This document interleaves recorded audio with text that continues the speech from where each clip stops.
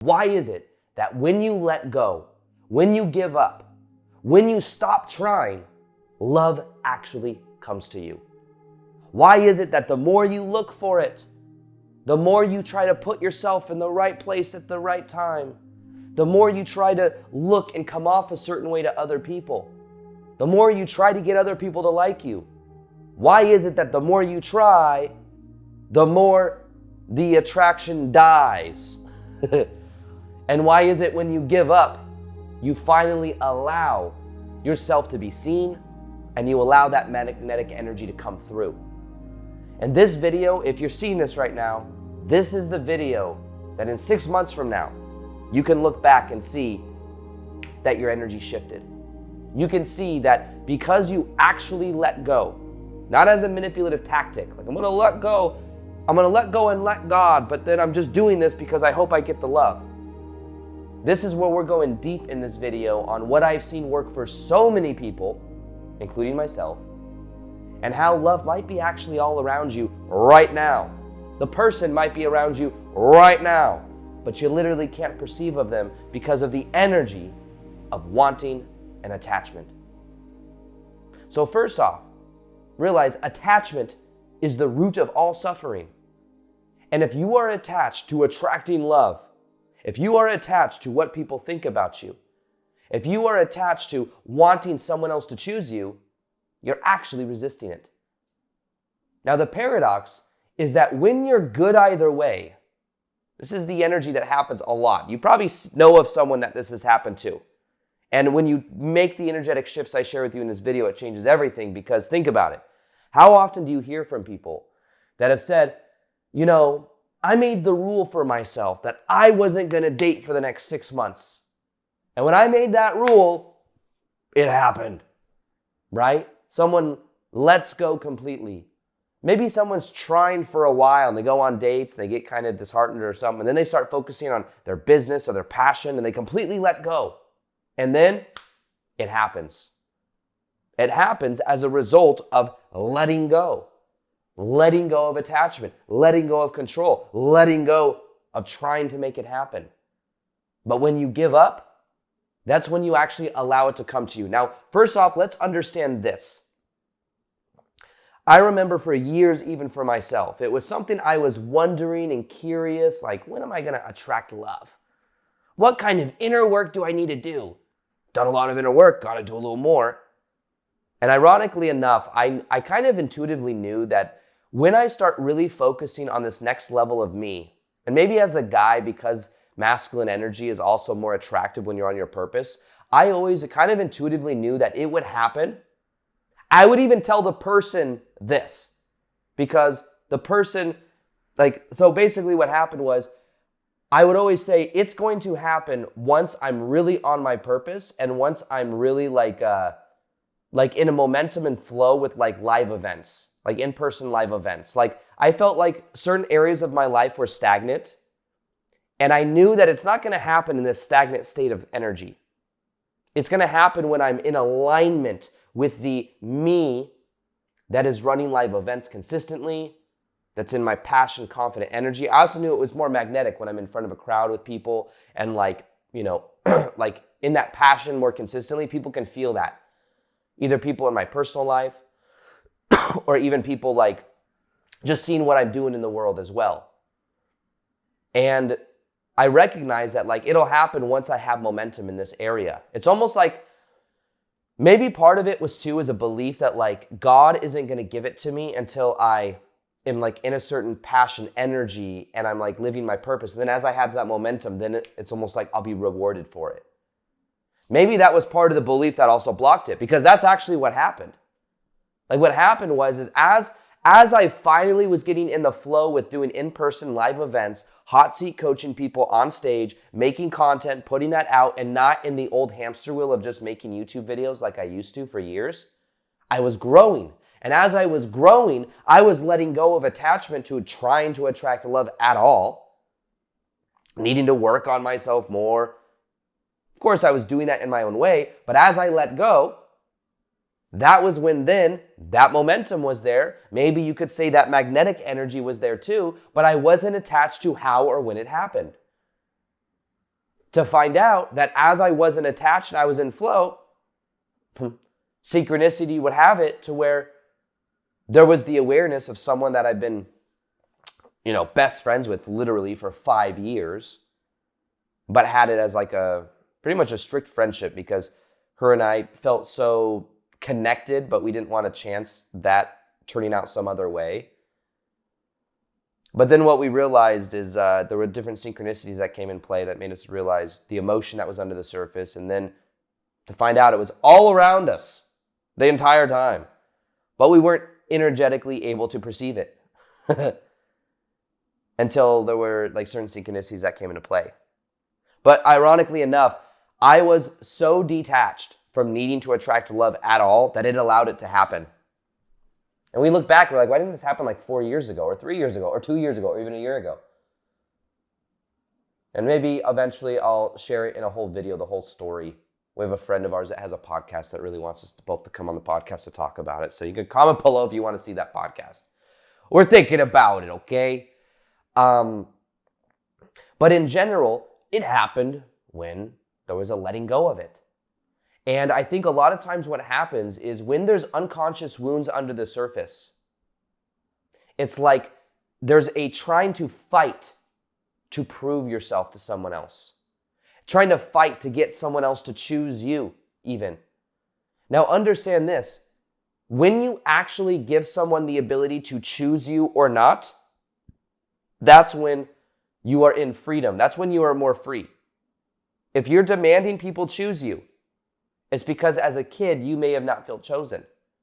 But understand that choosing is not actual love. Choosing, getting someone to choose you is what you believe the condition to love is. Now, here's one of the most powerful insights you will ever learn, that in 6 months from now, you will look back and notice that the way you relate to people has shifted because of this.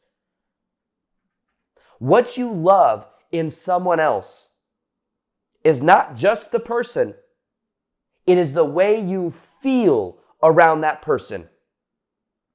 I'm going to say that again.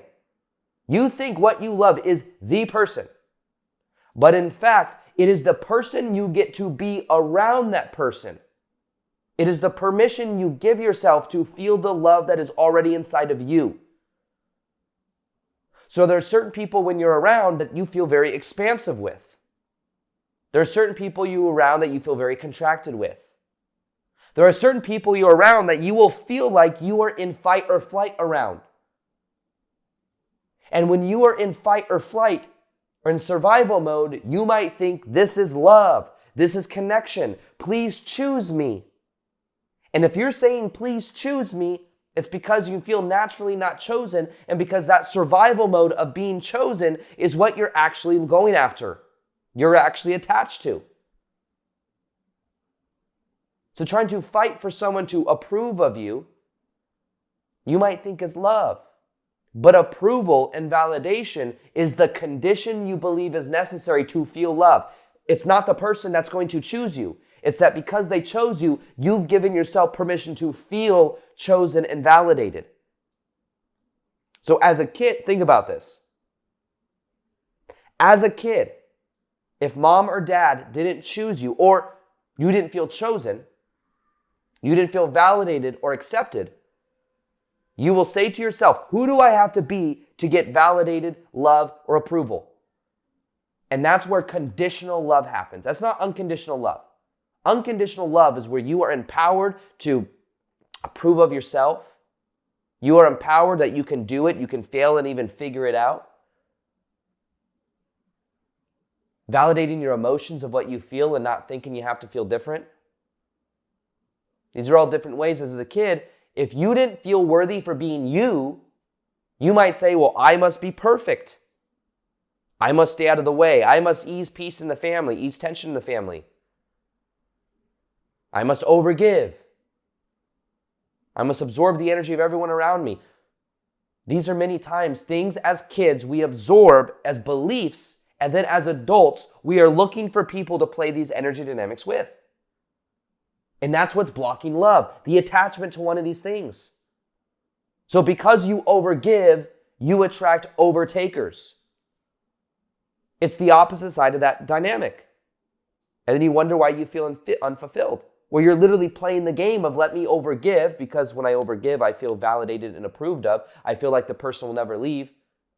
It creates codependency. And what happens is you find people to play that game with, but that's not love. That's a pattern. Maybe there are aspects you can learn. I mean, you can love.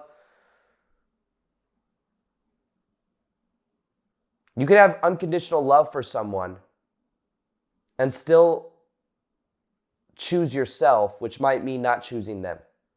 Because when you say, like, stop overgiving, someone says, that's just who I am. But I'm loving other people. I just have so much love to give. You believe that you overgiving and having so much love to give is what's going to create the codependency to keep people around. Let's be honest.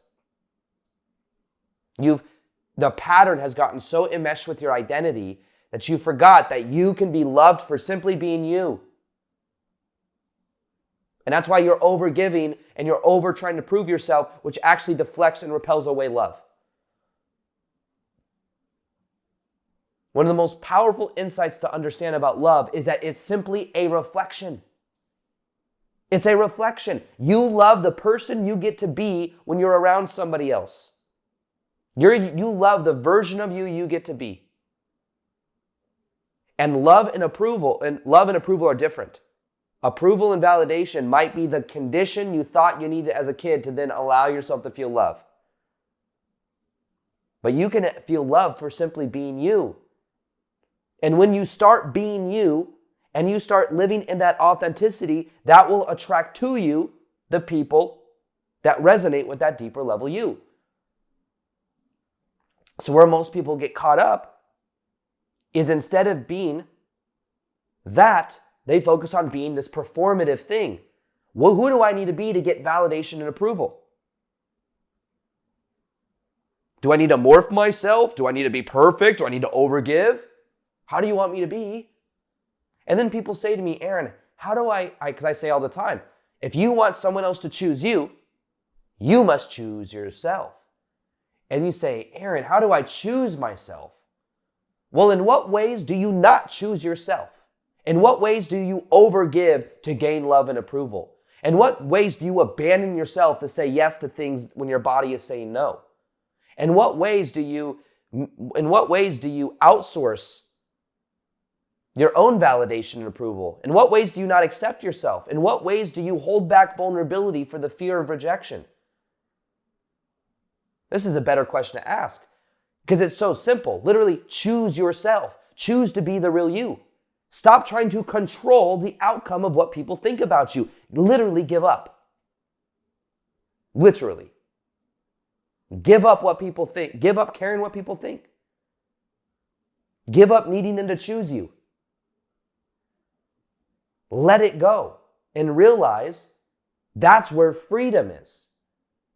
Freedom is when you let go and you don't need that reflection to come back to complete you. My life has completely shifted since sharing what I'm sharing with you. It's understanding that what you thought of as a problem when it comes to being the real you, like for me, my relationship evolved out of vulnerability. Literally a vulnerable conversation where there was a lot at stake. And there was a belief there was a lot at stake. You want to know why? Because for 5 years, we were best friends. And there was very clean energy between us. And we kept it there because that felt safe, because we wanted to know each other for life. And at the same time, at the other side of that, what I realized is eventually there was the realization, like, there's no guarantee. I felt like soon I was going to meet somebody. And I'm like, there's no guarantee that when I meet someone, they're going to be okay with us being friends. Even though we can say we've only been just friends, which is true. Not everyone's cool with that. So I've had plans before with friends of mine that we were like really close friends. But because, it was a little bit of a different situation, but it's like we can have plans in the world, but when you meet somebody else, those plans might change. And that could be very sad, or it can be something that, with her, I didn't want a chance. So I thought to myself, well, there's really not, it's not guaranteed that there's no risk at all. We're going to be friends for life. But then we're going to meet people, and are they going to be cool with us hanging out, talking, and connecting like we normally do? I was like, okay, so maybe this isn't what we thought. It's not for sure a done deal. So then what I thought is, okay, through a trip that we were on, becoming aware that there was certain things under the surface, like, maybe there is something more here. But having a conversation with somebody that you've been friends with for so long and saying, like, is there anything else here? What if that wasn't mutual? What if then it was like made things weird and then the friendship was weird? These are things that went through the mind. But what I realized, you know what? At the same time, like, the way in which I choose to show up in the world is vulnerable. And vulnerability will attract to you emotional availability, and it will repel emotional unavailability. Not to say that if it was a thing where it's like, oh, that energy isn't there, that was immediate, that's emotional unavailability. You know what's interesting? I don't think I've shared this before. I was in a relationship a while ago where one of the stories was I felt like I wasn't emotionally available enough. And that was kind of the story. I was with somebody that, in my opinion, there was more of like a codependent energy. There was an expectation that I like, almost like what was being coined as emotional availability, in my opinion, was more like emotional codependency. But there was a feeling like I'm not emotionally available enough. I'm not giving enough. I'm not as obsessed about somebody as they would want me to be. And I'm like, obsession is codependency. But I was always feeling like I wasn't enough or I wasn't doing enough, etc. And also, funny enough, there was blocks around like even thinking about marriage and things like that. There's always blocks around that. And I would look back and I could see that literally there was a belief I was emotionally available, but you want to know what part of it was? It also just, you will be emotionally unavailable to the wrong person. That's what I realized. It's like, oh, it's just the other person. There was something in that energy where it felt like unsafe, and it felt like I didn't understand why in the moment, but something felt unsafe about it in the sense I was like, I didn't energetically see a future of marriage with that person, so I had blocks around marriage. So it's not just blaming the other person, but I was like being honest with myself. I didn't see that, which is funny enough because I was in a way emotionally unavailable to the wrong person, but to the right person, that emotional availability is there easily. That ability to see the future is there easily. So I think part of myself was I was feeling shame, like I'm working through emotional unavailability and I feel like I'm being avoidant and all of these things. And I'm like, no. It was also just, I didn't feel not just safe around that person, but I just felt like there was something off with that connection. And to find out that there is a whole longer story, but to find out that there was a certain intuition there that I was probably picking up on. To come to find out, like by the end of that relationship, there were certain things that weren't congruent. And I look back, I'm like, oh, that's what I was picking up on. My emotional availability was also partially, but it was tricky because I was like trying to grow myself. I was trying to open myself up, but you don't have to prove yourself to the right person. There's acceptance there. But also, that acceptance comes from you. That acceptance comes and that validation comes when you also give it to you. So this whole thing with attracting love is only there because we believe the love is in somebody else as well. That other person is reflecting back to you a person that you are around them where you allow yourself to feel love and somebody that you have similar values to that you can then grow with.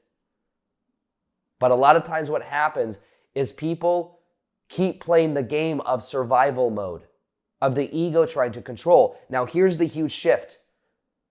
When you give up from the ego trying to control and the ego trying to stay in survival and the ego playing the game of overgiving, being perfect, proving themselves, you can then become aware of the energy of God, the energy of the universe, or the divine flowing through you. Because the more I let go and the more I focused on becoming the version of me that was most in alignment with the version of me I prefer to be, the most authentic, vulnerable version of me, not attached to outcome, the more it attracted that reflection into my life. I literally gave up trying and started focusing on just being the version of me that was in alignment with this next level me. Running live events, putting myself out there, getting out of my comfort zone, having fun, focused on friendships, focused on community. These are all things I focused on, and then it happened. And it was all around me for 5 years. But I couldn't perceive of it. For years, her and I were in different relationships, sharing everything with each other about those relationships, sharing everything about our dating life. We know like everything about each other. Almost too much. Can you imagine like everything you share with somebody and then you're dating, you're like, I know way too much. It's not too much, of course. It's like, it's good to have that solid foundation. At the same time, it's a very interesting thing that like, you know, it's almost like years ago we couldn't know that this would happen now. Otherwise, we would have held back and controlled from the ego's perspective. It will happen when you let go and you let God. And you say, okay, Aaron, it'll happen when I let go. I'm going to let go because it's going to happen. There you go trying to manipulate it again. There you go trying to create you're trying to like create it. It's almost like you're trying to play a game with God. No, really, let go. Let go of trying. What if you let go let go of any tactic? Start being authentic and vulnerable. Vulnerability is your filter that will attract to you realness. Vulnerability. And even in my relationship now, as you know, we've transitioned from this one way of being to a new way of being, there's times things have come up, and always the breakthrough for me is actually sharing what comes up, being vulnerable. And on the other side as well. That allows us to grow together and allows us to like process and grow from a deeper place. I mean, our whole relationship happened because of one vulnerable conversation. So understand that love and connection comes as a response to who you are being, the energy you're embodying. And when you give up trying and you give up the control of the ego, you can then let go and allow God to flow through. You can allow the right people to come and not realize that's not your thing to manage. Have you ever noticed that there's certain things in life you can't control? Like, try controlling yourself to fall asleep. A few nights ago, I'm here in Amsterdam right now, and my intention was, I want to conquer jet lag. I want to get rid of jet lag, and I want to sleep. And here I am on the first couple nights, like trying to force myself to sleep. And I realized, wow, the more I try to sleep, the less I can sleep. It's like you got to Jedi mind trick yourself. Like, it's okay if I sleep. It's okay if I don't sleep. I don't care. It's whatever. But then I'm trying to manipulate the universe. That's what I was doing. And then I'd get up and I'd like change my state. There's this whole thing. And I realized, man, the more you try, the more you resist. And then last night what I did is I just kind of like, I actually pushed myself to stay up till like 2 o'clock in the morning Amsterdam time. And then I fell asleep and actually slept through for like a good amount of time. But part of the reason that was because I was trusting my body and just kind of let go of the outcome. So it's like something else you can't control, right? You can't force yourself to fall asleep. Like, yeah, Aaron, I could take this thing and fall asleep immediately. Well, that's still a form of control. Wouldn't it be nice if you saw a little pill? Yeah, you want to track love? Here's a pill. That's what some people do. They go to Burning Man and they take a little pill and they're like, I'm in love. And they're in love and they're around a whole bunch of other people. But guess what? Those other people are also reflecting back the love that's in themselves. And because they're in a certain state, you guys get the idea. So realize when you give up is when you will actually allow these things to happen. And giving up means choosing to be you, and it means giving up the validation, the approval, the chasing, the old patterns that you think are you and that you think are love when they're actually conditions to love. And when you start to create mind and heart coherence, that's also what everything shifts. The most popular meditation I have on YouTube has almost 9 million views, literally hundreds and hundreds of comments from people saying they've attracted love from doing that meditation for 21 days. You want to know the magic of it? Mind and heart coherence. Literally read the comments to this video and see what's possible for you. And it'll increase the belief it can happen for you too. Commit to that meditation for 21 days. I believe it's an energy that's in the collective consciousness for so many millions of people doing it. And watch what happens. So check this meditation out right here. Read the comments to see what's possible. Commit to it for 21 days and watch what happens. This meditation will change your